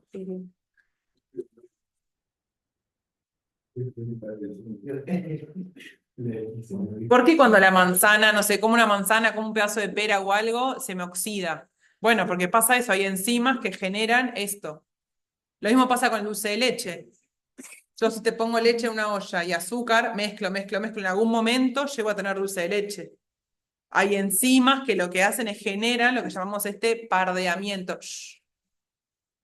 Se genera justamente la melanina. Hay una enzima que lo que hace es genera melanina, que es lo que le da el color más amarronado. Y eso en general se activa o ayuda cuando yo estar en contacto con el oxígeno, porque esas enzimas necesitan oxígeno. Por eso la manzana está lo más bien, en cuanto yo la corto, si no la como, se oxida. O a veces pasa con los bebés, se les hace puré de manzana, si rápidamente no se lo doy para que consuma, pierden la concentración. ¿Qué es lo único que quiero que tengan de acá? Quiero que tengan una idea, esto no está, ya lo saben, la. Las enzimas son eficaces en pequeñas cantidades, ¿sí? Uso poquita enzima y me funciona bien. No se alteran, lo decía antes Cami, lo vimos el año pasado también, el semestre pasado en química. La enzima se recupera, no se consume. Yo hago una primera inversión económica y después tengo la enzima para siempre, no se gasta. Esas son las dos cosas que todavía nosotros no habíamos expresado, ¿sí? Son eficaces, me ayudan, me sirven en poca cantidad y me van a ayudar a mí a que no se alteran, no se consumen, no se gastan, no se malforman durante la reacción química. Yo la recupero, como si fuera una maquinita. Entra sustrato, sale producto, entra sustrato, sale producto. Después que son catalizadores biológicos ya los dijimos y que son específicas también ya los dijimos. Eso no cambia. ¿Sí? No se alteran, no se modifican, las puedo recuperar y son eficaces en pequeña cantidad. Hay enzimas que van a necesitar algo extra que llamamos coenzima o cofactor.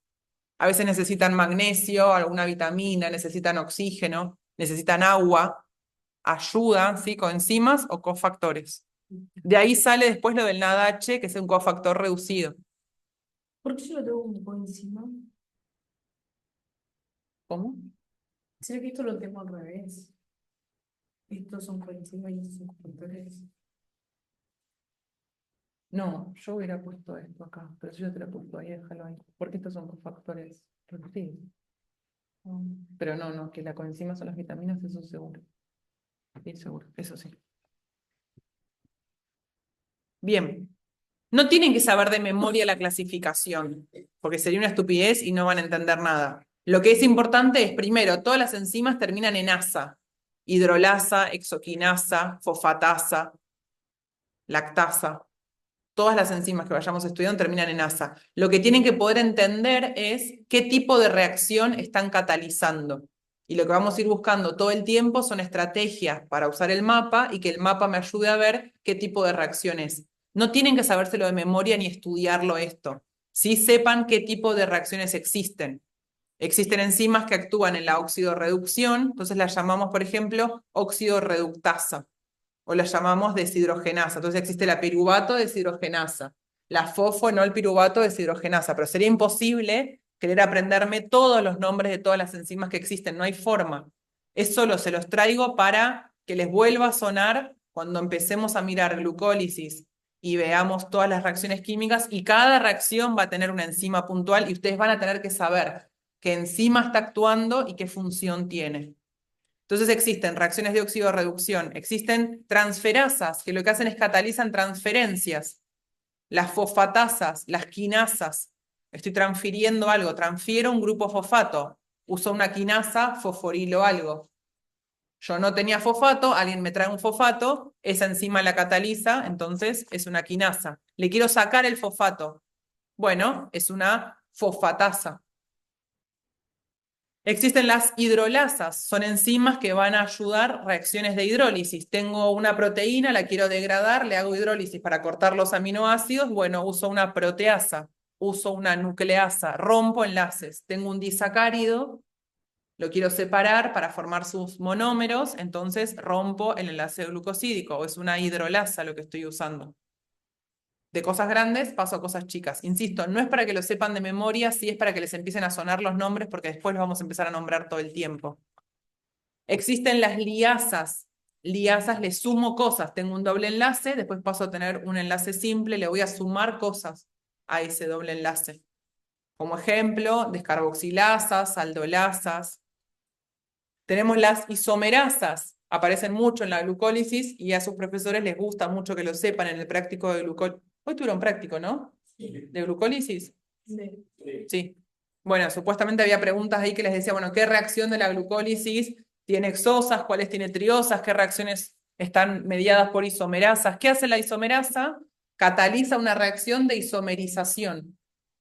Hay un compuesto que tiene el mismo número de carbonos, el mismo número de elementos de los átomos, todo igual, pero los tiene acomodados distinto, lo tiene ordenado distinto. Eso es una isomerización. Cuando me preguntan dónde hay una isomerasa, en una reacción que yo vea que no se le agrega y no pierde nada, porque es la misma estructura, solo ordenada diferente. Ligasas, une cosas, liga, combina cosas.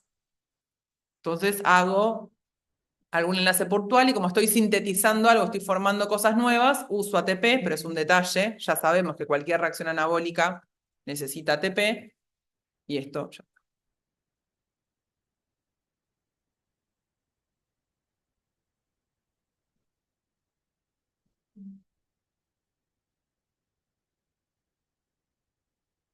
Bien, ¿qué es lo último que necesito que sepamos de esto?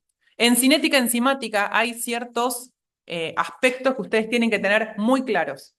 Y hay como ciertos valores que tenemos que aprender. Esto no es importante, no es importante, no es importante, no es importante. Las enzimas, decíamos que ponemos poca enzima, mucho sustrato. La enzima es como si fuera un carrito. Entonces, esa enzima en algún momento se satura. Cuando mi enzima se satura, significa que todos los sitios activos están ocupados. Pensemos la enzima como cajitas. Yo meto dentro de esas cajitas sus sustratos, la enzima se satura. Si la enzima se satura, no tengo posibilidad de agregarle más sustrato. No voy a tener enzima libre. Cuando la enzima está saturada, ahí llego a la velocidad máxima de la reacción. Cada reacción química tiene una velocidad máxima específica, puntual. Y eso se podría graficar. Yo puedo graficar la velocidad de la reacción en función de la concentración del sustrato. ¿Qué significa esto? Que por más que yo le ponga kilos y kilos y kilos de sustrato, si ya no tengo enzima, no voy a poder mejorar la reacción. ¿Sí? No me sirva directamente. Esa velocidad máxima decimos que es específica y hay un dato puntual que depende de cada enzima con cada sustrato, que es lo que llamamos el Km. El Km es la concentración de sustrato que a mí me habla de la afinidad que tiene la enzima por el sustrato. A mí me van a hablar, por ejemplo, de la glucosa y la hexoquinasa. El Km de la hexoquinasa por la glucosa es de tanto. Cuanto más chiquito sea, más afín es esa enzima con ese sustrato. Es al revés de lo que uno pensaría. Cuanto más chiquito sea mi Km, cuanto más pequeño sea el valor, cuanto menor sea la concentración, menos sustrato necesito yo para alcanzar. ¿Mm? Sí, eso es muy bueno. No, sí, está bien la pregunta, porque en realidad uno lo piensa siempre al revés. Entonces, si es afín, si tiene afinidad, tiene facilidad. Estamos hablando de que es más específica esa enzima por ese sustrato. Yo tengo, por ejemplo, la hexoquinasa y les digo, para la glucosa es 2,5, pero para la fructosa es 4,8. Evidentemente, esa hexoquinasa es más afín a la glucosa porque tiene un valor menor y funciona mejor. Que algo sea afín significa que se vincula mejor, que va a ser más práctico, más eficiente. Si me preguntaran qué es el Km, es la concentración de sustrato que genera una velocidad de reacción igual a la mitad de la velocidad máxima. Está acá escrito a algún lado. El Km es la concentración de sustrato que me genera a mí en la reacción una velocidad que es igual a la mitad de la velocidad máxima. a la velocidad. El Km es la concentración en sustrato que me genera una velocidad de reacción que es la mitad de la velocidad máxima. Cuanto menos sustrato yo necesito, decimos, che, está re buena esta enzima porque necesito menos para lograr lo mismo, que es la mitad de la velocidad. Es específico el Km entre enzima y sustrato. Si a ustedes les dan distintos valores de Km, el menor les habla del mejor sustrato para esa enzima. Es contrario a lo que uno pensaría. Uno siempre pensaría que cuanto más grande es algo, es mucho mejor. No.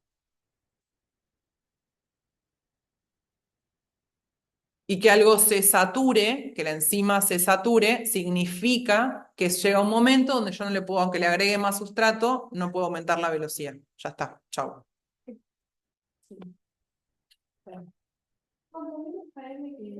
Mejor, porque es más afín la enzima con el sustrato.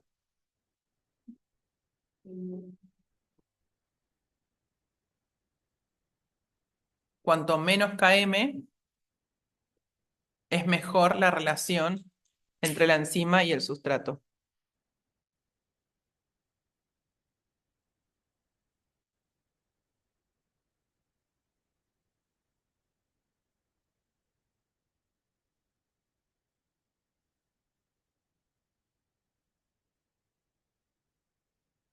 El Km habla de la afinidad entre la enzima y el sustrato.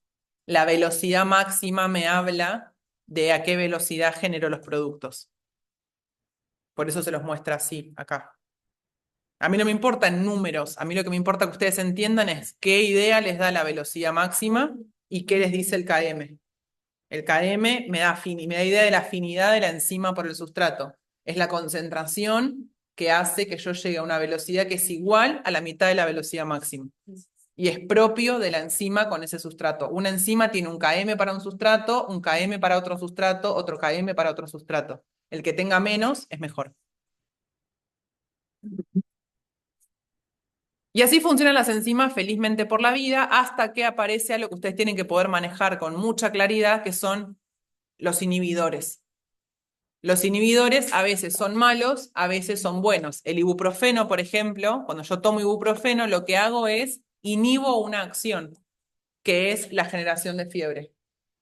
El paracetamol hace lo mismo. Yo tomo algo que lo que hace es que su reacción inhibe una enzima. Pero es bueno eso, porque inhibe justamente a la enzima que genera el dolor. Por eso uno toma o inhibe, el ibuprofeno inhibe la enzima que genera inflamación. Por eso decimos que es antiinflamatorio, porque lo que hace es está inhibiendo una enzima puntual.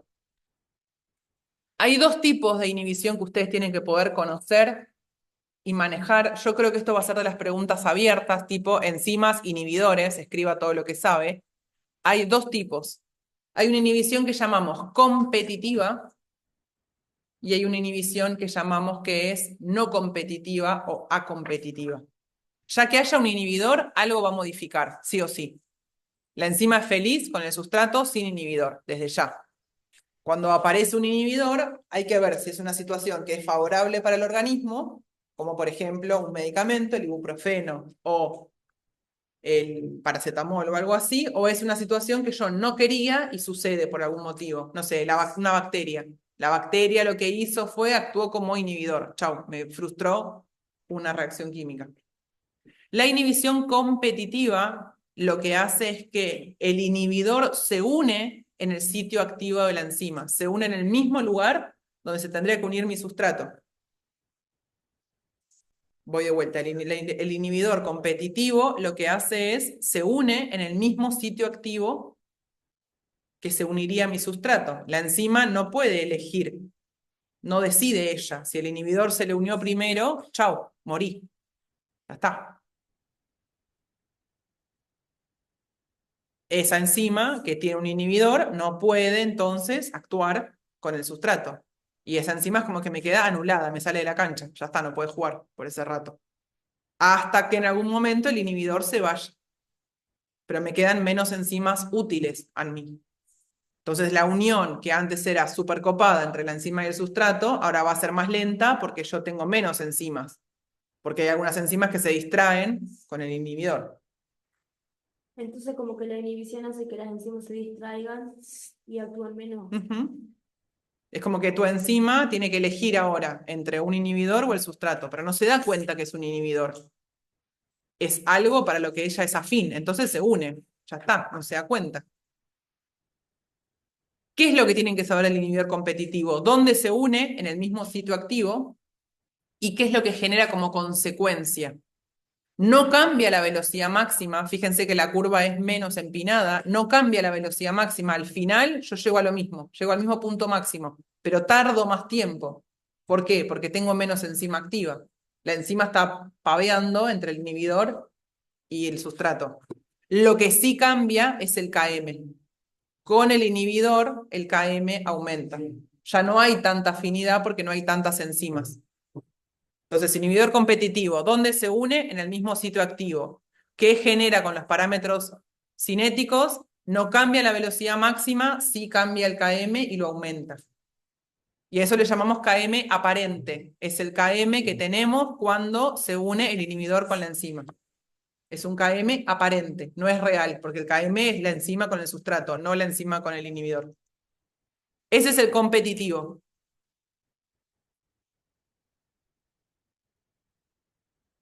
Obviamente, digo, esto es una cuestión lógica, cuanto más sustrato yo le ponga a esa enzima, más posibilidad tengo de ganarle al inhibidor.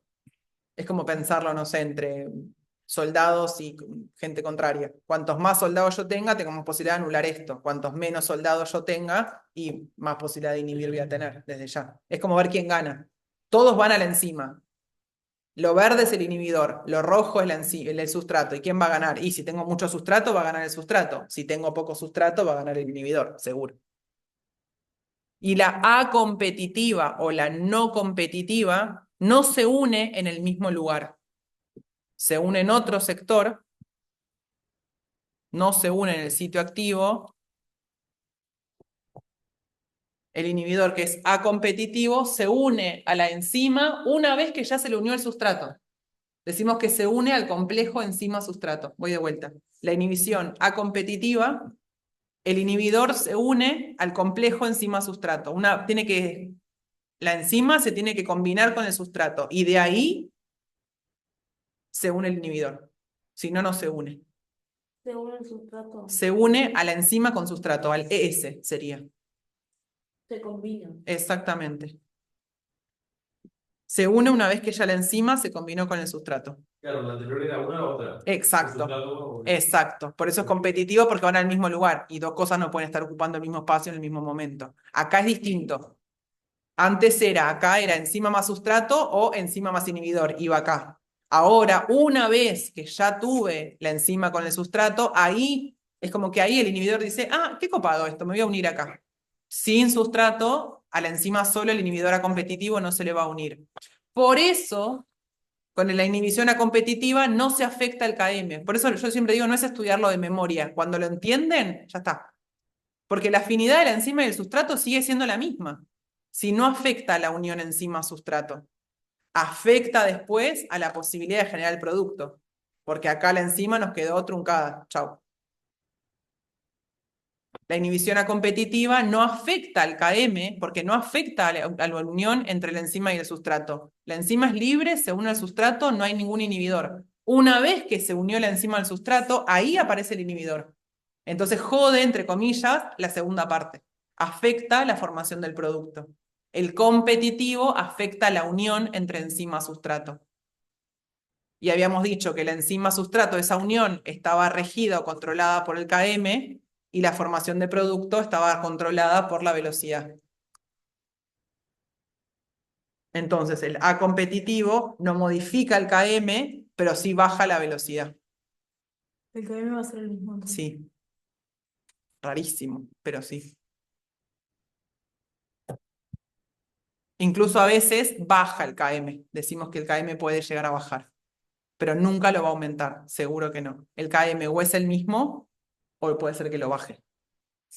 Pero es aparente. ¿Sí? Es aparente. ¿Qué tienen que entender de esto? Si la pregunta es abierta, podré escribirlo y explicarlo. Si les dan gráficos, tengo este gráfico. El rojo es la enzima. El verde es el inhibidor competitivo, el violeta es el acompetitivo. Tienen que poder identificar, serían estas dos, es la diferencia, esta es una curva y esta es la otra curva. Tienen que poder en los gráficos identificar si el inhibidor que ustedes tienen es competitivo o acompetitivo. ¿Cómo me doy cuenta? Miro la velocidad máxima. Si la velocidad máxima no cambia, es competitivo. Si la velocidad máxima sí cambia, es acompetitivo. Pero necesitan saber esto porque es lo nuevo que ustedes antes no sabían.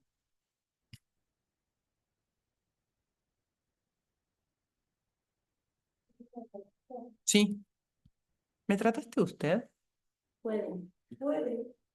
¿Usted puede?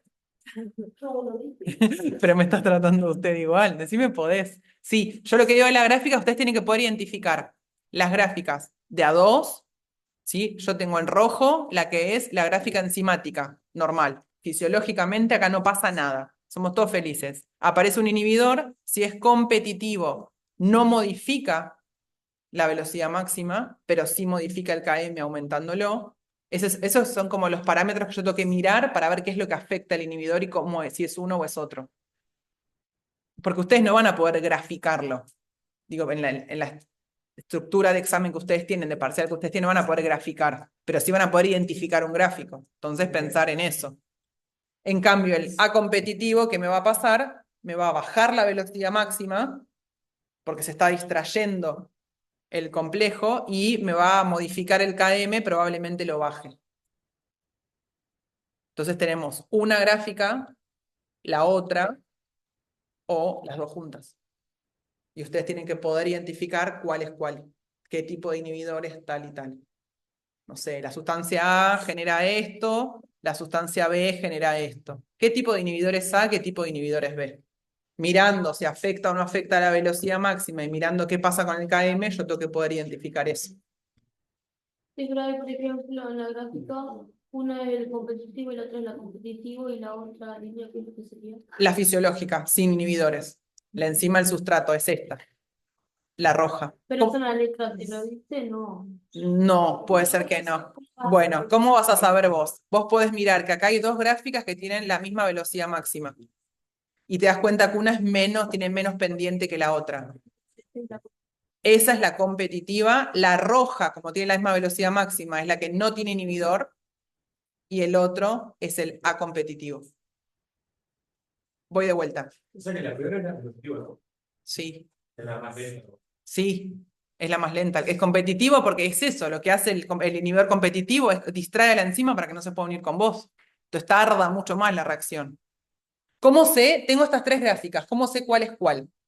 Lo que yo sí sé es que el inhibidor competitivo no modifica la velocidad máxima, o sea que el punto máximo es el mismo, pero sí le hace llevar más tiempo a la reacción química, porque esto que decíamos antes distrae a la enzima. La enzima no sabe si ir con el inhibidor o si ir con el sustrato, porque para la enzima es lo mismo, no se da cuenta que es un inhibidor.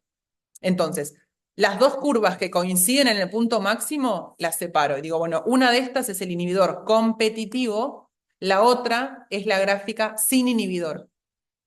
¿Cómo sé cuál es la que tiene menos inhibidor? La que tiene más pendiente. La que tenga mayor pendiente al comienzo es la enzima con el sustrato sin inhibidor. La otra, que es más lenta, es más achatada, pero llega al mismo punto máximo, es el inhibidor competitivo. Y la otra que me queda, que no estudié, es el acompetitivo, directamente. Baja el que baja la velocidad máxima. O al revés, miro las tres curvas, hay uno que va a estar más abajo. Ese es el acompetitivo. Chau, ya lo sé, porque bajó la velocidad máxima. Tengo que analizar las otras dos. ¿Cuál es cuál de las otras dos? La que tenga mayor pendiente es la enzima del sustrato sin inhibidor. La que le baja, está más achatada, es la que tiene inhibidor. Se los tendrían que tomar esto. Es un tema importante. Yo se los evaluaría. Me parece muy importante, no me mire con esa cara, me parece muy importante, digo, es algo que me parece que de base para ustedes tienen que poder entenderlo, porque después por eso hablamos de qué cosas inhiben y qué cosas no inhiben a cada una de las enzimas. Ayer nosotros veíamos glucólisis y decíamos, esto lo inhibe, esto lo estimula, positivo o negativo, bueno, es esto. Y lo último que tienen que entender es esto. Todas las reacciones químicas no están sueltas en la vida, son una cascada. Por ejemplo, la glucólisis. La glucosa arranca la glucólisis, va a llegar a algo que se llama piruvato. No nos importa hoy el detalle. El que lo sabe, el que no, no importa. Pero es una secuencia de reacciones. La glucosa se transformaba en glucosa 6-fosfato, ahí hay una enzima. La glucosa 6-fosfato se transforma en fructosa 6-fosfato, ahí hay otra enzima. Y es como que entonces el sustrato de una reacción se transforma en producto, pero el producto de esa pasa a ser el sustrato de la otra. Es como un dominó. Se van transformando una a otra. A me da B. La glucosa me da A. Perfecto, es el producto, sí. Pero a su vez A es sustrato de esta reacción. Y B es el producto. Y a su vez C y están encadenadas. Estas reacciones que están encadenadas, los últimos productos en general lo que hacen es lo que llamamos feedback negativo. Le avisan a la primera enzima, che, mirá que ya hay mucho producto, el producto final, no necesitamos más de esto. ¿Yo qué hago? Rompo la glucosa para formar energía, para formar ATP. Cuando hay mucho ATP, el ATP va y le dice a esta enzima, che, afloja acá, ya está, porque ya tenemos mucha energía, no necesitamos más. Entonces frenan toda esta cascada de reacciones. No es un inhibidor, es lo que se llama un modulador o un modificador alostérico. Lo que hace es como que se une a la enzima en otro lugar que no es el sitio activo y ayuda a que la enzima funcione mejor si es un modulador positivo o que funcione peor si es un modulador negativo. Pero esto es bueno, aunque sea negativo, es bueno porque lo que hace es gestiona las reacciones químicas en nuestro cuerpo. Si yo estoy durmiendo y no necesito energía, ¿para qué voy a hacer toda la glucólisis, poner en marcha toda una cascada de reacciones y ganar energía si no la necesito? En cambio, al revés, si yo tengo que salir corriendo, lo que decimos una situación de huida, o de golpe quiero hacer ejercicio intenso, la adrenalina que se genera en mi cuerpo le dice a las enzimas de la glucólisis, necesitamos mucha energía, vamos ahora, y empiezan a arrancar. Son moduladores, se llaman modificaciones alostéricas. Todo el tiempo a partir de ahora vamos a hablar de reacciones químicas que regulan a esas enzimas. Sobre todo lo vamos a ver con la glucólisis. Vamos a ver que hay reacciones muy importantes, la 1, la 3, la 10, cómo están reguladas esas enzimas, qué moduladores tienen, ¿sí? Eso se llama entonces modulación positiva o negativa. No se unen al sitio activo, se unen aparte al sitio alostérico. Y lo último, es lo que llamamos la modificación covalente. Hay enzimas que para estar activas necesitan, por ejemplo, que tengan un grupo fosfato. Entonces, por ejemplo, acá se la va a fosforilar. Hay enzimas que para estar activas necesitan una modificación. O no sé, por ejemplo, la pepsina, que es una enzima que está en el estómago, no está activa todo el tiempo. Solo está activa cuando necesita digerir alimento. Antes existe como pepsinógeno y es una enzima que está inactiva. Cuando necesita ser activada, se la modifica, decimos covalentemente, porque es irreversible. La modificación covalente es generarle un enlace que antes no existía o romper la molécula. Y eso es bueno. Son las formas que yo tengo de regular. No puedo tener activas todo el tiempo todas las vías metabólicas en el cuerpo humano. Necesito ver cuándo sí, cuándo no. ¿Para qué sí? ¿Para qué no? Y a ustedes les aparece este dibujito. Esta enzima, por ejemplo, fosforilada es inactiva. Esta enzima desfosforilada es activa. Entonces hay una... Ahí está. No. Ahí está.